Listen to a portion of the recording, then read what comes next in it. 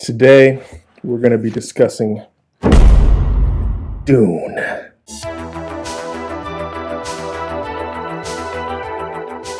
Dune is one of the pinnacle, most influential sci-fi novels ever made. It was written back in 1965 by Frank Herbert.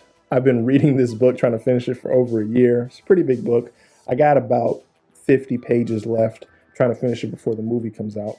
Comes out, I think, October 22nd in the States. And today, we're going to watch this little featurette. And the cool thing about Dune is it's basically Game of Thrones in space. If you're a Game of Thrones fan, you know that the story revolves around these royal houses and they're conniving, scheming, trying to get power. There's mythical beings in it. But with Dune, it's set super far in the future. It's got sandworms, all kinds of craziness. I just wanted to come out already. There's some lucky people that already got to see it they had the premiere a couple weeks ago. I'm a little jealous. I ain't gonna cap. And pretty much it's the whole reason why I made this channel. I want to start getting access to these movies a little bit earlier, if you know what I'm saying. So let's go ahead and react to this thing, shall we?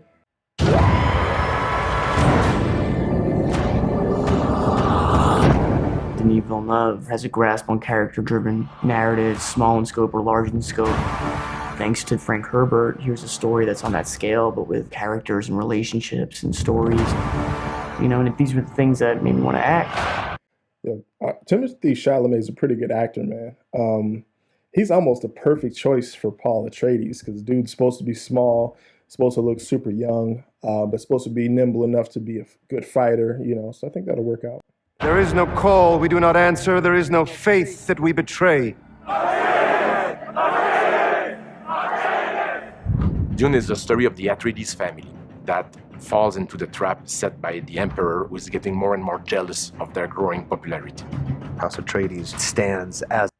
Other than Christopher Nolan, I think Denis Villeneuve is probably one of the best directors out right now, especially when it comes to sci-fi, you know.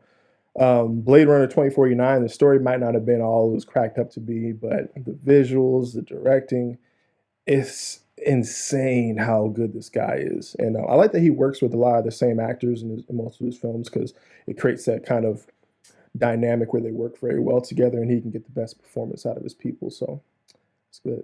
Oscar Isaac, he's great.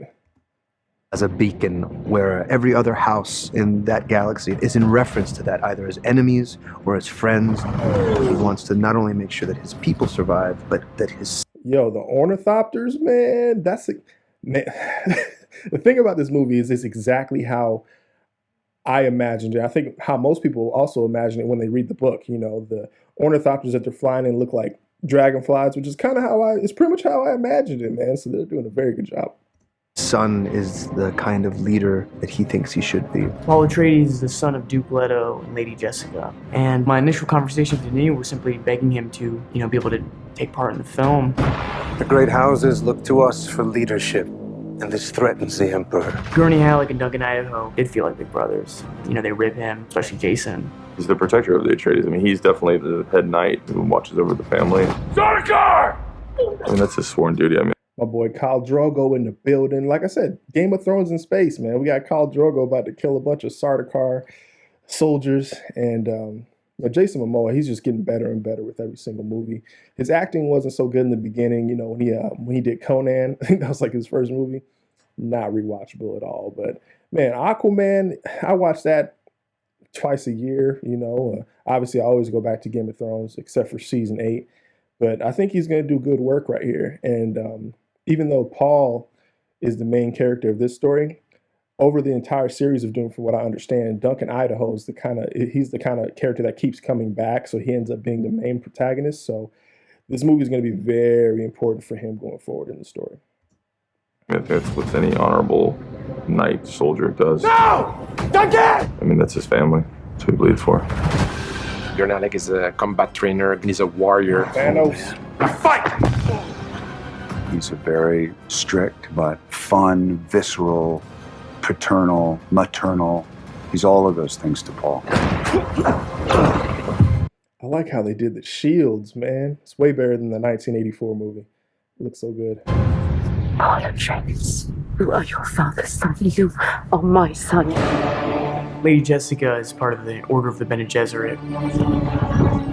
This order that she's a part of, we can say, make her perhaps the non-traditional partner to Duke Leto. This group of women who carries enormous strength and power.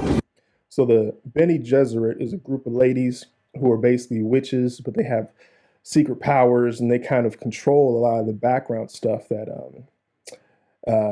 takes place in this entire universe. Basically, the Bene Gesserit were the main influence on the Jedi in Star Wars. If you don't know, Dune actually influenced George Lucas, and I'm losing it, George Lucas to create Star Wars. So it's a very big influence.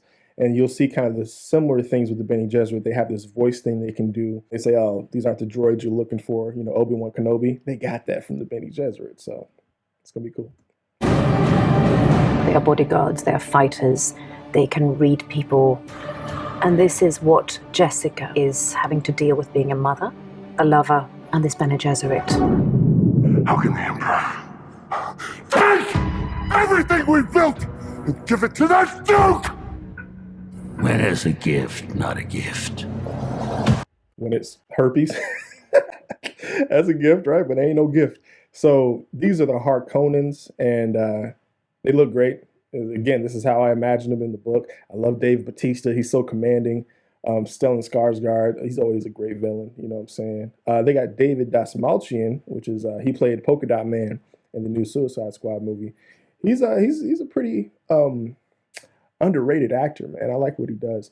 But you notice how the bald dudes are the bad guys in this story. So I'm going to take that to heart, but it is what it is. At least we got with Fast and Furious, the bald guys are the good guys. So let's go.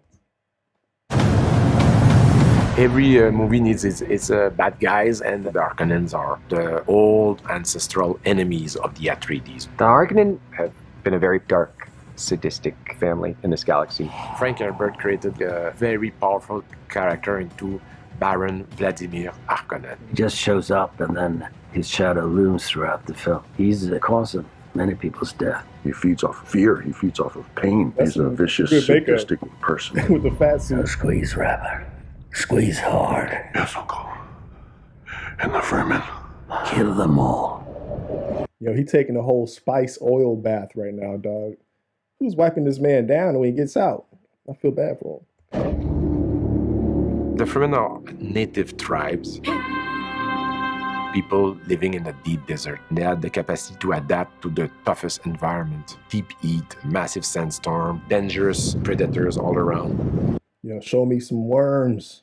I love how they actually filmed on location and they didn't do a bunch of green screen shit, because it's always going to look better when you're doing practical, man. Stilgar is the leader of the Fremen. He is a powerful character. He's a warrior, but also is a warrior. He worries about the future. Javier. Take good care of your family. You see the eyes, that blue within blue? Very important. Very important. Dr. Kynes, on the surface, was seemingly just somebody who's an ecologist, someone who cares about the Fremen. But then you start to understand how much pressure she is actually under. Paul is dreaming about this strange young woman that keeps talking to him in his dreams. Zendaya. She feels like an old friend again, and someone that wants to guide him. Follow the friend. Johnny is native to Arrakis. She's used to this hostility between her people and the people that are trying to take from her land. She's a fighter at the end of the day.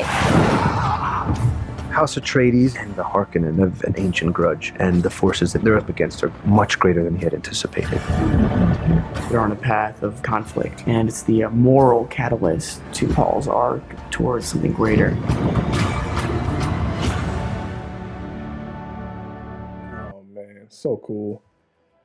What more can I say? I'm super hyped about this movie. If you're not hyped yet, watch some more about it.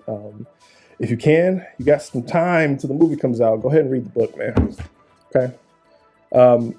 I wouldn't say it's a simple read because it's very detailed, but once you start reading it, you're going to want to keep reading it. So that's the kind of book we're looking for.